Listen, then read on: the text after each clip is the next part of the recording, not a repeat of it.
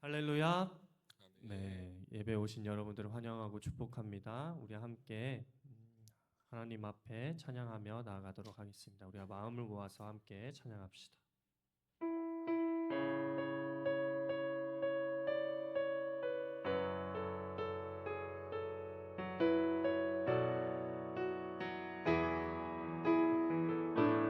하나님의 사랑을 하나님의 사랑을 사모하는 자 하나님의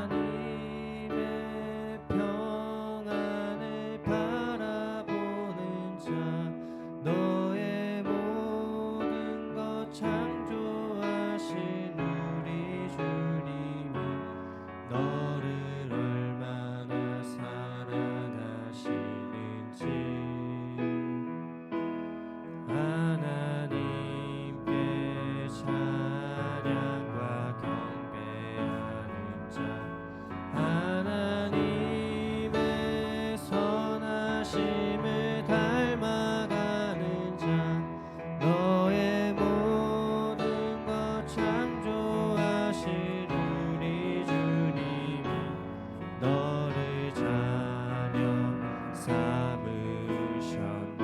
다시 한번 하나님의 사랑을 하나님의 사랑을 사모하는 자 하나님의 평안을 바라보는 자 너의 모든 것 창조하신 우리 주님이 너를 얼마나 사랑하시는지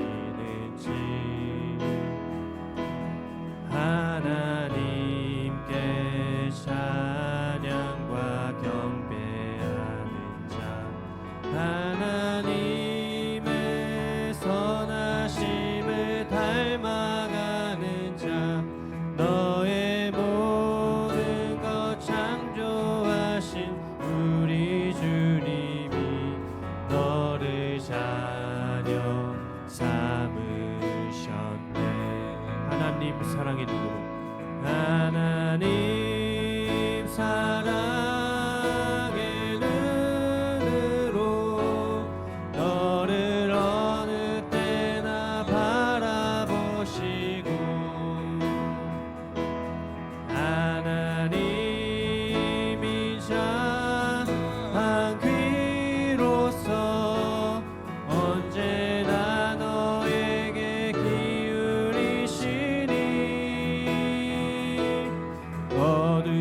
어두움에 밝은 빛을 비춰주시고 너의 작은 신음에도 응답하시니 너는 어느 곳에 있든지 주를 향하고 주만 바라볼지라.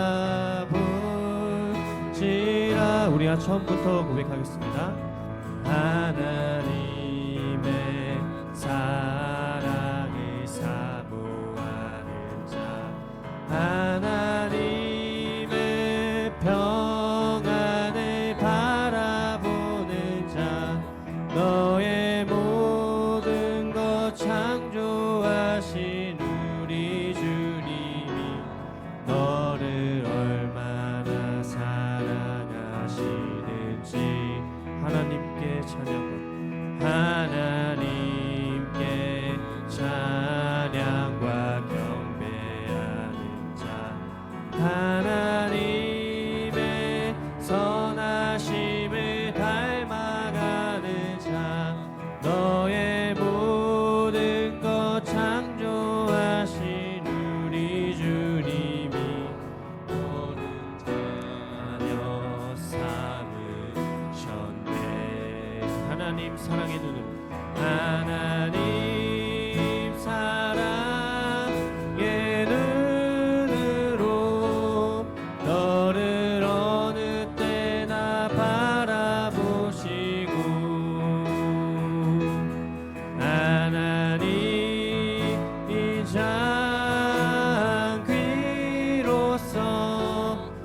언제나 너에게 기울이시니 어두움에 밝은 빛을 비춰주시고 너의 작은 신음에도 응답하시니 너는 어느 곳에 있든지 주를 향하고 주만 바라볼지라. 하나님 사랑의 눈으로 하나님 사랑의 눈으로 너를 어느 때나 바라보시고 하나님이 장비로서 언제나 너에게 기울이시니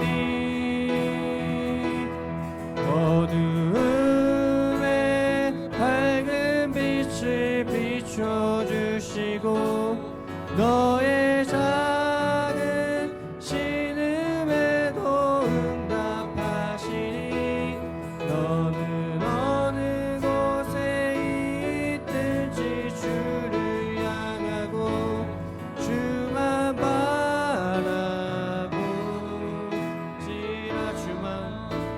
주만 바라보지라.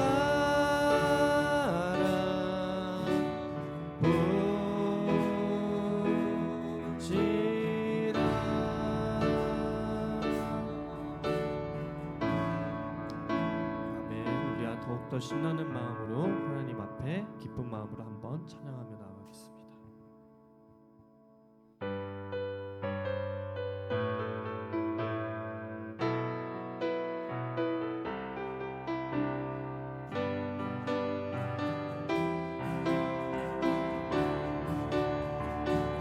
발길을 밝히 보이시니 발길을 밝히 보이시니 주 앞에 빨리 나갑시다. 우리를 찾는 구주 예수 보도라 하시네. 죄악 벗은 우리 영혼은 기뻐 뛰며 주를 보겠네. 하늘에 계신 주 예수를 영원히 섬기리. 우리를 오라 하시는 말, 우리를 오라 하시는 말 기쁘게 듣고 순종하세. 구주를 믿기 지체 말고 속속히 나가세. 죄악 벗은 우리 영혼은 기뻐 뛰며 주를 보겠네. 하늘에 계신 주 예수를 영원히 섬기리. 주 오늘 여기 계시오니 주 오늘 여기 계시오니 다 와서 주의 말씀 들세. 듣기도 하며 생각하니 참 진리시로다. 죄악 벗은 우리 영혼은 기뻐 뛰며 주를 보겠네.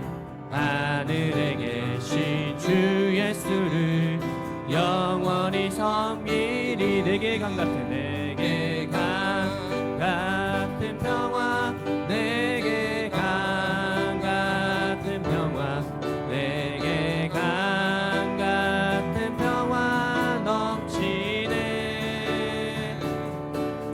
내게 강 같은 평화, 내게 강 같은 평화, 내게 강 같은 평화 넘치네.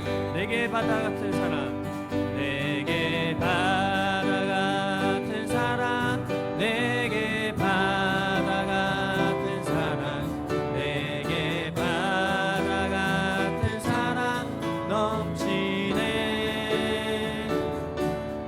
내게 바다 같은 사랑, 내게 바다 같은 사랑, 내게 바다 같은 사랑 넘치네. 내게 샘솟는 기쁨, 내게 샘솟는 기쁨, 내게 샘솟는 기쁨, 내게 샘솟는 기쁨 넘치네.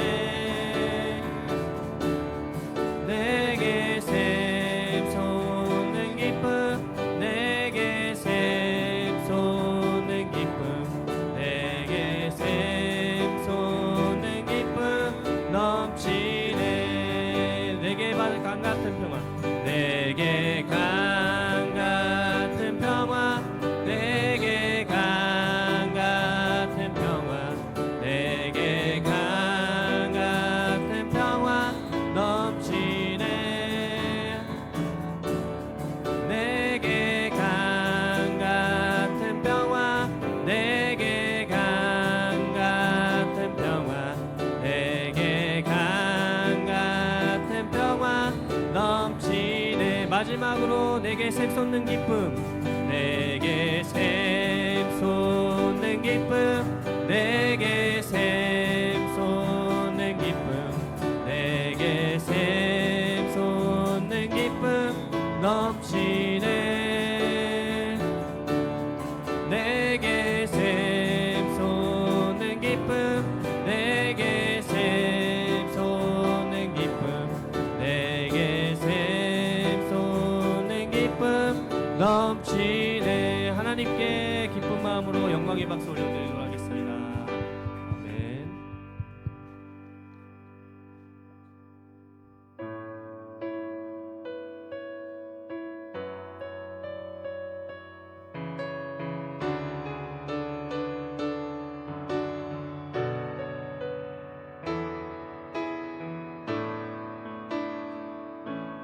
우리 보좌 앞에 모였네.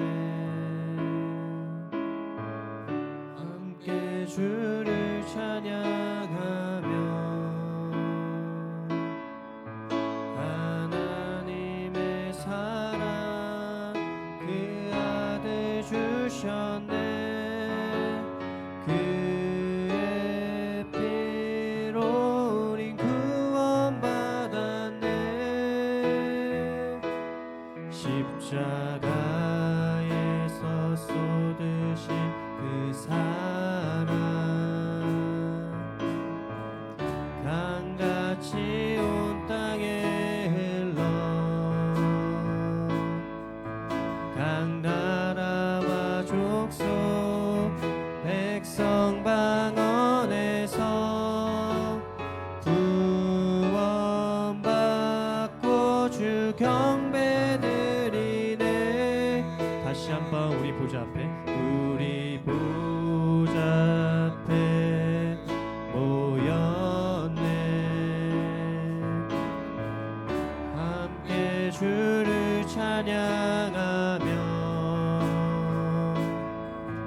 하나님의 사랑 그 아들 주셨네. 그의 피로 우린 구원받았네. 십자가에서 쏟으신 그 사랑 강같이 온 땅에 흘러 각 나라와 족속 백성 방언에서 구원받고 주 경배드리네. 구원하심이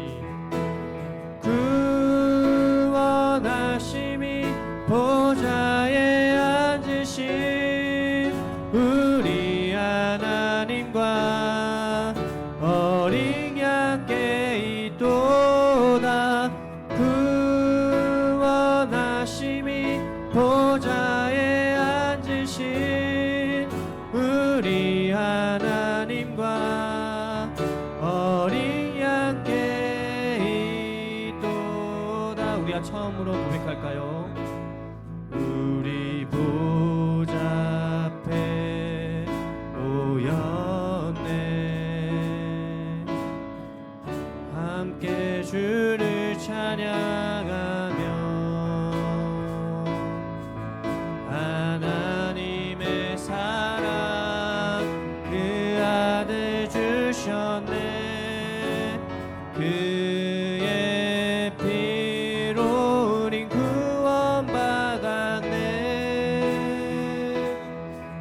십자가에서 쏟으신 그 사랑 강같이 온 땅에 흘러 각 나라와 족속 백성 방언에서 구원받고 주 경배드리네.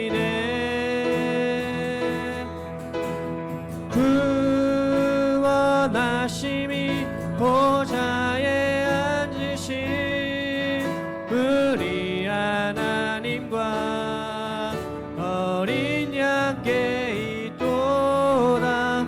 구원하심이 보좌에 앉으신 우리 하나님과 어린 양께 있도다. 구원하심이 보좌에 앉으신 우리 하나님과 어린 양께 있도다. 구원하심이 보좌에 앉으신 우리 하나님과 어린 양께 또 마지막으로 구원하심이 보좌에 앉으신 우리 하나님과 어린 양께 있도다.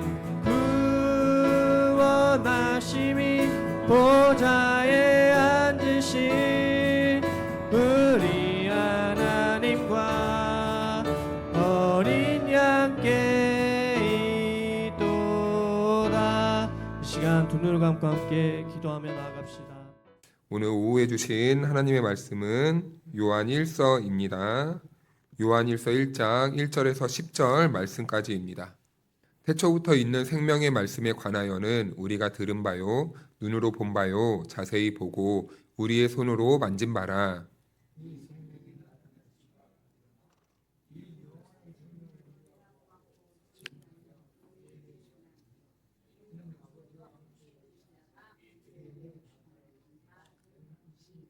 우리가 보고 들은 바를 너희에게도 전함은 너희로 우리와 사귐이 있게 하려 함이니 우리의 사귐은 아버지와 그의 아들 예수 그리스도와 더불어 누림이라.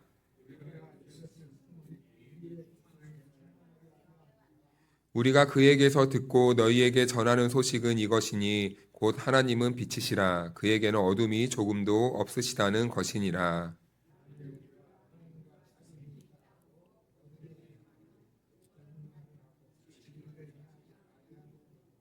그가 빛 가운데 계신 것 같이 우리도 빛 가운데 행하면 우리가 서로 사귐이 있고 그 아들 예수의 피가 우리를 모든 죄에서 깨끗하게 하실 것이요.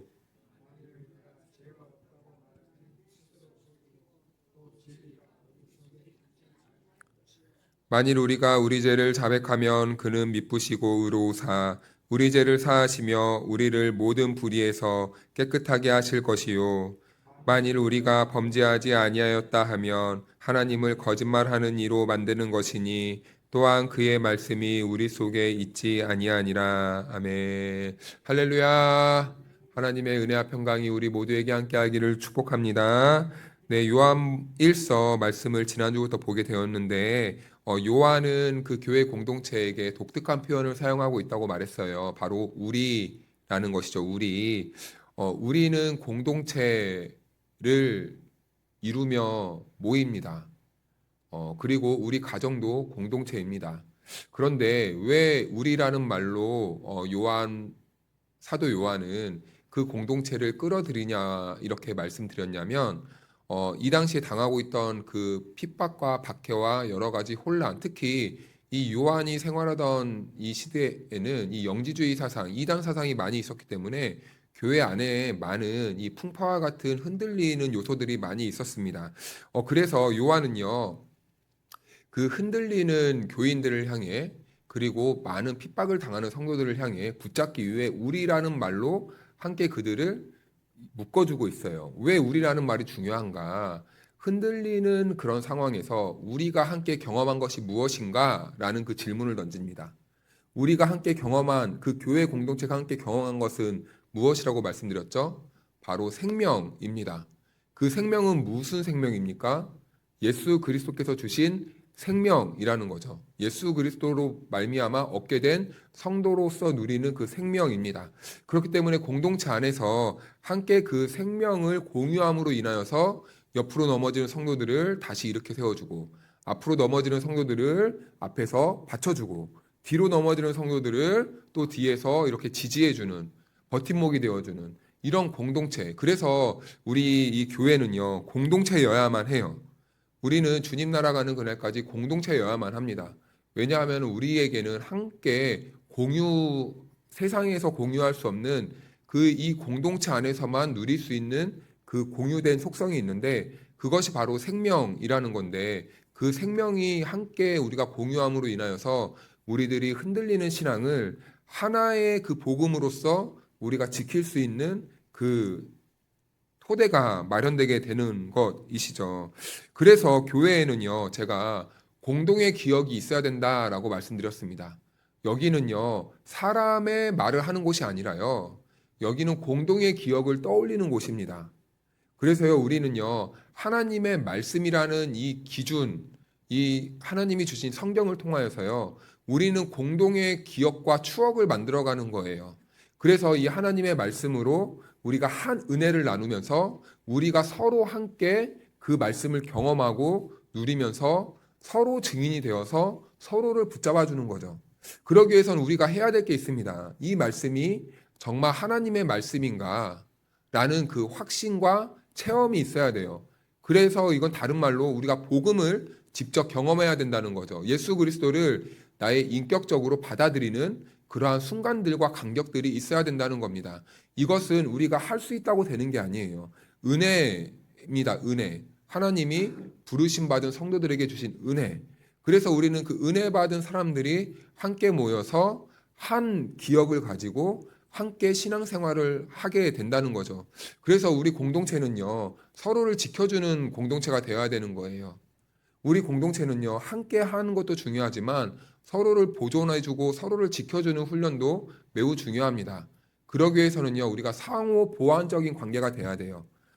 나에게 있는 것을 상대방에게도 공유해주고, 그리고 상대방은 나에게 없는 것을 상대방의 것을 제공해줌으로써 우리의 서로의 부족하고 모난 부분들을 채워나가는 그런 훈련들이 필요한 것이죠. 그래서 생명 다음에 나오는 주제가 바로 교제입니다. 교제는 무엇입니까? 헬라 말로 코이노니아라는 말을 써요. 코이노니아라는 말이 교제라는 말인데, 이 말을 원래 언제 사용했냐면요, 평등한 관계를 의미하는 이 상업적이고 정치적인 의미로 사용됐던 단어입니다. 그런데요, 이 단어가요, 상업적이고 정치적인 의미로 사용됐던 그 단어가 이제 교회 안으로 쓱 들어와서 새롭게 재해석되는데, 어떻게 해석되냐면 우리가 초대교회에서 잘 보았듯이 공동의 삶이라는 것으로 바뀝니다. 공동의 삶이요. 그 현장을 우리가 한번 찾아볼까요? 사도행전 2장 42절 한번 찾아볼까요?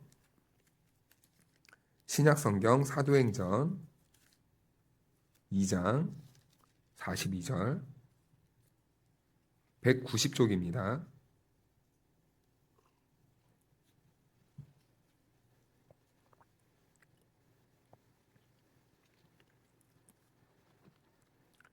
코이노니아를 어떻게 실행했는지, 공동의 삶을 어떻게 실행했는지 우리 초대교회 상황을 한번 같이 읽어볼까요? 2장 42절 같이 읽겠습니다. 시작. 그들이 사도의 가르침을 받아 서로 교제하고 떡을 떼며 오로지 기도하기를 힘쓰니라. 아멘. 여기에서부터 공동의 삶이 무엇인지 그 모델로 제시해주고 있는 겁니다. 이 초대교회의 이 지금 모습이 이 코이노니아의 삶이었다는 거예요. 여기에서는 몇 가지 파생된 질서가 있는데, 대표적으로 첫 번째로 서로의 것을 공유하기 시작했다는 겁니다. 함께 떡을 떼었다는 거예요. 이것은 교회에서 제공해 주는 것이 아니라 서로의 것을 함께 가져다가 떡을 함께 나누었다는 의미입니다. 그래서 이 성도 간에 경제적인 어려움이 생겼을 때, 먹고 마시는 문제가 생겼을 때 성도들은 교회에다가 요구하고 요청한 게 아니라 개인에게 있던 것을 가져가다가 함께 교회라는 그 회당 공동체 이 공간이라는 곳에서 자기의 것을 함께 나누면서 함께 공유하는 생활을 했다라는 것이죠. 그런데 오늘날에는 이것이 조금 변형됐죠. 이 당시에는 실제적인 그 당시에 먹어야 되는 떡의 문제였지만 오늘날에는 우리가 어떻게 함께 공유하냐면 하나님께 드리는 헌금으로서 함께 공유하는 삶을 사는 겁니다. 그래서 이 헌금이라는 것은요, 우리가 단순하게 내가 하나님 앞에 나올 때 회비 내고 뭐 복받기 위해 헌금 내는 게 아니라 우리 교회 공동체의 이 공동의 삶을 함께 세워나가기 위해서 반드시 필요한 우리들의 헌실적인 물질이다라는 이러한 개념도 담겨 있는 겁니다. 그래서 교회 안에 구제의 대상, 먹을 것이 없어서 가난한 자들이 많아지니까 이제는 떡이 많이 필요하니까 초대교회에서는 떡을 가져다가 함께 그들과 함께 나누면서 서로의 것을 공유하고 나눔의 삶을 통해서 이 공동체를 이루어 갔다라는 겁니다. 그런데 또 성경에는 중요한 대목이 한 개 나오는데 로마서를 한번 찾아볼까요? 로마서 15장. 신약 성경 로마서 15장.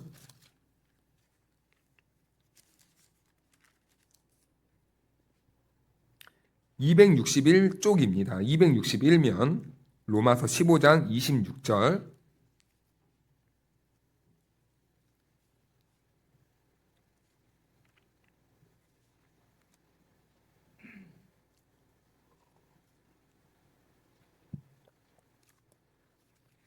로마서 15장 26절. 신약 성경 261면입니다.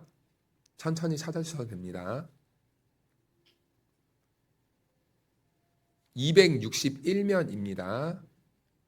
다 찾으신 것 같으니까 우리 같이 한번 읽어보겠습니다. 시작. 이는 마게도냐와 아가야 사람들이 예루살렘 성도 중 가난한 자들을 위하여 기쁘게 얼마를 연보하였음이라. 아멘. 여기 26절 말씀을 보고 끝자락을 보니까 생소한 단어가 하나 나오네요. 기쁘게 연보하였음이라 라고 이렇게 말씀을 하는데요. 이 연보라는 말은요, 우리말로 헌금이에요. 헌금. 이 예루살렘 교회를 돕기 위해 이방의 교회가 함께 헌금을 모았다라는 그런 말이에요. 이것은요, 그래서 이 교회 성도들이 하나님의 이 공평케 하심을 실천했던 모습인 거예요. 왜 이 말씀을 지금 이 사도 바울은 기록하고 있냐면, 방금 말씀드렸다시피 마게도냐나 이 아가야 지방 사람들은요, 이방 땅이거든요. 그런데요, 왜 여기에서 등장하냐면 이 사람들은 복음을 받았는데 누구로부터 복음을 받았냐면 예루살렘 본교회로부터 복음을 받아서 이방 지역에도 교회가 세워지고 예수 믿는 사람들이 이방인들로 형성된 이런 교회들입니다. 그런데요, 이 교회들이요, 안타까운 소식을 듣는 거예요. 어떤 소식이었냐면 예루살렘 교회, 예루살렘 지역에 기근이 많이 들어서 교회에 어려움이 많이 생겼다는 그러한 상황입니다. 그래서 처음에 예루살렘 교회는 엄청 재정도 많고 튼튼한 교회였는데 이제 기근이 심해지고 성도들의 삶이 더욱더 연약해지니 헌금도 많이 없고 떡도 많이 모이지 않은 거예요. 그러니까 예루살렘 교회는 사람은 많이 있는데 점점 가난해지고 먹을 게 없는 겁니다. 그때 이 소식을 들은 이방 교회 성도들이요, 우리가 뜻을 모읍시다 라고 하는 거예요. 바울을 통해서 이 소식을 듣고 그럼 우리가 함께 하겠습니다. 동참하겠습니다. 우리의 것을 함께 공유하겠습니다. 라는 겁니다. 그러면서 헌금을 모으기 시작했다라는 겁니다. 그래서요, 물질은요, 단순히 우리가 누군가를 도와준다는 개념으로 접근하지 않아요. 여기에서 헌금을 해서 상대방에게 나누어 준다는 것은요, 우리가 불쌍하니까 떡 하나 사주지 이런 개념이 아니라 이 물질을 전달함으로써 지금 우리는 당신의 아픔과 함께하고 있습니다 라는 이 교제의 측면에서 헌금을 준다라는 것이죠. 그러니까 이 물질 안에는 우리는 한 몸이고 우리는 한 형제이기 때문에 우리는 당신의 아픔을 외면하지 않겠습니다. 이런 메시지가 함께 포함된 것이 바로 이 연보 헌금이라는 겁니다. 그런데요, 문제가 있었어요. 예루살렘 교회가 이 헌금을 받기까지 많은 고민이 있었습니다. 어떻게 한번 비유하면 좋을까라고 하다가 이런 그림을 한번 떠올려 봤어요. 영화를 보면 가끔 이 온 나라에 이 흉년이 들거나 아니면 몰락한 양반의 가문 집안 사람이 나옵니다. 그러면은 이 몰락한 집안, 이 먹을 것이 없는 양반은요, 체면을 지켜야 돼요. 그러니까 이 우리말로 하면은 뭐 상놈들이라고 하죠. 노비들이 주는 음식들을 받으면요, 먹고 싶지만 그 음식을 받습니까? 못 받습니까? 못 받아요. 안 받아요. 양반이 어떻게 아래 것에 천한 것들의 음식을 먹는가? 제가 어저께 또 영화를 하나 이렇게 봤는데요. 이 백정이 이 도축을 합니다. 그래서 이제 그것을 이렇게 양반 집 바구니에 담아서 줬는데 그걸 실수로 그 사람이 뭘 묻은 손으로 그걸 딱 만져버린 거예요. 우리 같으면은 그냥 털고 먹던지 그럴 텐데요. 그냥 그 양반집 그 마님이 딱 던져버리는 거예요. 네 손 닿은 건 안 먹는다. 약간 이런 개념인 거겠죠. 아무튼 이런 똑같은 인간이지만 똑같은 사람이지만 계층과 계급에 따라서 이 보이지 않는 이 선이 있어서 그 사람이 주는 것을 안 먹는 그런 시대가 있었잖아요. 그런데 이 신약의 시대도 마찬가지였습니다. 이 예루살렘 교회 사람들은요, 정통 유대인들이었고 이 아가야 지방이나 이런 다른 이방 지역 사람들은요, 이방 사람들인 거예요. 한마디로 우리랑 다른 민족이라는 겁니다. 개 돼지와 같은 사람들이라는 거예요. 천민이라는 거예요. 우리랑 상종할 수 없는 거리감이 있는 사람들이라는 겁니다. 그러니까 이 예루살렘 이 사람들이요, 다른 지역에서 이방인들이 주는 것을요, 못 받는 거예요. 못 받아. 그러니까 고민을 합니다. 이것을 받아야 되나 말아야 되나. 그런데 이방 지역 성도들은요, 우리가 함께 나누고 싶다. 그 교회가 고통당하는 걸 우린 보고만 있지 못하겠다. 우리의 것을 받아주라 하고 보낸 거예요. 그런데요, 예루살렘 교회가 고민을 하다가 그 연보를요, 받아요. 이거는 엄청난 이 역사적인 사건입니다. 그럼 이건 무슨 의미가 있는가? 단절되었던 관계가 이제 이 연보라는 헌금이라는 것을 통해서요, 그 보이지 않던 벽이 싹 허물어진 거예요. 그래서 이제 우리는 하나의 가족이고 하나의 형제라는 그러한 사인으로 이 헌금을 받는 그 모습을 보여주고 있는 것이죠. 그래서 은혜 받은 교회가 사용하지 않아야 되는 이 습관적인 언어가 하나 있다고 하는데요. 저도 이 말을 듣고 굳이 이렇게까지 할 필요가 있나 곰곰이 생각하다가 맞다라고 인정된 부분이 있습니다. 우리가 헌금을 해서 어떤 어려운 대상이나 이 교회를 이 헌금을 흘려보낼 때 우리는 습관적으로 우리가 돕는다라고 이렇게 말할 때가 있어요. 그런데 그것은요, 정확하게 우리가 돕는 게 아니라 하나님이 우리들에게 은혜로 주신 것들을 어떻게 하는 겁니까? 흘려보내는데 나눔이라는 거예요.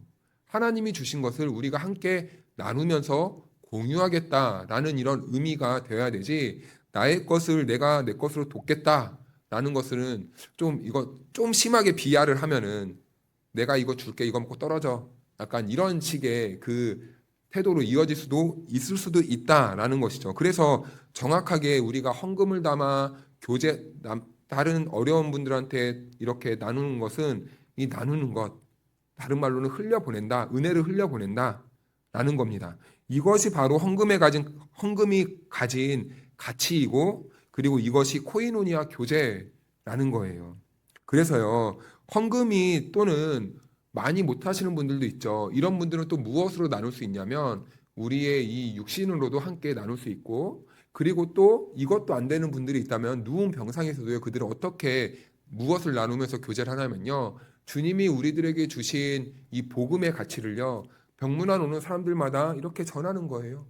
그래서 바울은요, 때때로 물질이 있으면 물질로도 자비량으로 선교하기도 하고, 그리고 또 이 육체적으로 헌신할 때는 또 열심히 헌신하고, 그런데 이것이 막히니까 감옥에 있어도 그들은 쉬지 않고 또 어떻게 교제하냐면 찾아오는 사람들에게마다 복음을 날마다 전했습니다. 그러니까 우리가 이 교제라는 것은 꼭 하나로만 인식하면 안 되고, 우리가 할 수 있는 주님이 주신 것을 내가 함께 공유하고 나눔으로써 우리가 사람들과 교회와 세상과 교제를 나눌 수 있게 되는 것이죠. 그래서 마지막 4절을 보면은 또 어떤 개념이 나오냐면 기쁨이라는 말이 나옵니다. 기쁨. 우리 본문으로 한번 돌아가 볼까요? 본문. 요한일서 1장 4절.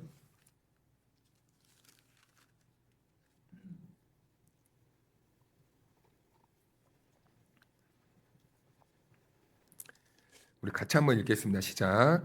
우리가 이것을 쓰면 우리의 기쁨이 충만하게 하려 함이라. 아멘. 네, 여기에 보니까요. 이것을 쓰면 우리의 기쁨이 충만하게 하려 함이라. 기쁨이 충만하게 하려고 내가 이 글을 써서 너희들과 교제한다라고 이렇게 말을 하고 있습니다. 이건 그렇다면 무슨 말인가? 자기 좋자고 하는 것인가? 그런 게 아니라요. 이 기쁨, 우리는 이 기쁨을요, 내 중심으로만 생각할 때가 있어요. 내가 기뻐야 된다. 이렇게 생각할 때가 있어야 되는데, 이 기쁨의 실체가 무엇인지 우리는 말씀을 통해서 정확한 이해가 필요해요. 첫 번째, 우리 이 기쁨은 우리가 언제 정확하게 이 기쁨이 온전하게 누릴 수 있냐면요. 아까도 말씀드린 것 같은데, 서로가 서로를 보완해 줄 때 이 기쁨이 배가 된다는 겁니다. 온전한 기쁨이 누려진다는 거예요. 그러니까 이 기쁨은요, 때로는 우리는 일방적으로만 생각을 합니다. 내가 그냥 다 부어주고, 아니면은 저 사람은 나한테 그냥 다 부어주고. 그런데 우리 공동체 안에서요, 우리가 함께 기쁨을 누리려면요, 태희 자매가 아영이한테 기분을 좋게 해주면, 아영이는 그걸 받으면, 그래, 난 받아 마땅한 사람이야. 주머니에 소 딱 넣고 이렇게 등을 돌리면은 태희 자매가 기분이 좋을까요? 안 좋을까요? 안 좋죠. 주면은 뭔가를 전달하면은 거기에 대한 최소한의 반응이 있어야 되잖아요. 그래야 이 기쁨이 온전해지잖아요. 그런데 때때로 우리 공동체 안에서는 이 기쁨을 일방적으로 강요할 때가 있습니다. 강요할 때가 있다는 거예요. 그런데 우리 공동체 안에서 함께 한 복음을 받은 우리 성도들이 함께 기쁨을 누리기 위해서는요, 상호 서로 헌신하는 관계가 되어야 된다는 거예요. 기쁨을 위해서. 상대방이 나에게 헌신하고 섬김을 행하면 나는 받은 자로서 또 다른 누군가에게 또는 그 사람에게 동일하게 헌신을 제공해 줘야 이것이 온전한 기쁨으로 이어질 수 있다라는 겁니다. 그래서요, 우리 여기 젊으신 분들도 있고 자녀들도 있지만 부모나 어른들이 열심히 제공해 주면 우리 자녀들 젊으신 분들은 당연한 거지. 받고 그냥 끝내자 이러면 됩니까?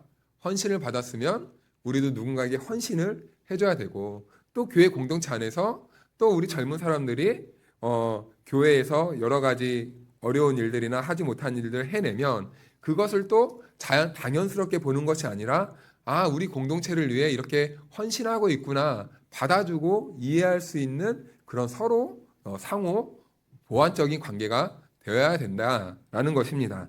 그래서 헌신은 힘만 드는가? 서로 헌신하면 그럼 어떻게 되는가? 이런 말이 있죠. 행복은 우리가 붙잡는다고 붙잡혀집니까? 아니죠. 또 이런 말도 있죠. 돈은 우리가 붙잡고 싶어도 붙잡을 수 있는 게 아니다. 행복은 따라오는 거다라는 것입니다. 행복이 그 자체가 되어서는 안 되고요. 목적이 되어서는 안 되고요. 거룩과 행복이 있는데 우리의 목적은 거룩이고, 거룩해지면 우리가 행복은 따라오게 된다는 거예요. 우리가 하나님의 말씀으로 한 복음을 가지고 우리가 함께 서로에 대해서 복음적인 삶을 살아내면요, 그 복음으로 형성된 공동체에는요, 행복이, 기쁨이 마르지 않게 된다는 그런 의미입니다. 그래서 우리가 살아야 될 삶의 기초가 있다면 예수님이 나에게 가르쳐 주신 대로 서로에게 희생도 하고 섬김도 하고 헌신도 하고 사랑도 하고 용서도 하고, 그리고 또 이해도 하고 자비도 베풀어주고 긍휼도 베풀어주고 나보다 남을 낮게 여겨주고, 이런 예수님의 가르치심을 우리가 따라서 순종하다 보면 그 공동체 안에는요, 여러분, 악한 것이 사라지면 그때부터는 기쁨이 넘치게 돼 있는 거예요. 부정적인 감정들이 사라지게 되면요, 그때부터 이 공동체 안에는 기쁨이 넘치게 되는 겁니다. 그래서요, 우리는 이 기쁨 있는 공동체, 행복한 공동체를 만들기 위해서는요, 먼저는 내가 거룩해져야 돼요. 그리고요, 이 거룩함이 우리 공동체 안에 이렇게 퍼질 수 있도록 우리가 함께 서로 협력해야 되는 것입니다. 이것은 누구 하나만의 힘으로 되는 게 아니에요. 우리가 함께 공유한 그 기억으로, 우리에게 생명 주신 그 기억으로 교제하면서 함께 생활할 때 이 안에는 기쁨이 충만하게 된다는 겁니다. 제가 어려울 때요, 성도님들이 함께 도와주시면 힘이 나요.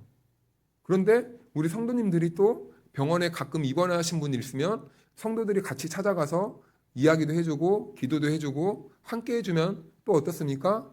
힘이 나요. 기분 좋아지는 거예요. 공동체 안에 왔는데 우리가 함께 관심 가져주고 우리가 함께 서로를 이해해주고 받아주면 그 공동체는 행복하잖아요. 그런 겁니다. 그래서 행복은 저 혼자뿐만도 안 되고 또 어느 누군가가 힘써서 되는 것도 아니에요. 우리 모두가 같은 마음으로, 우리 모두가 복음 안에. 지금은 우리 주 예수 그리스도의 크신 은혜와 우리 하나님 아버지의 측량할 수 없는 사랑하심과 보혜사 성령님의 교통하심과 충만하심이 우리에게 주신 생명을 이제는 다른 누군가에게 전하기를 힘쓰기로 결단한 성도 한 사람 한 사람 위에 영원토록 함께 해주시기를 간절히 축원하옵나이다. 아멘.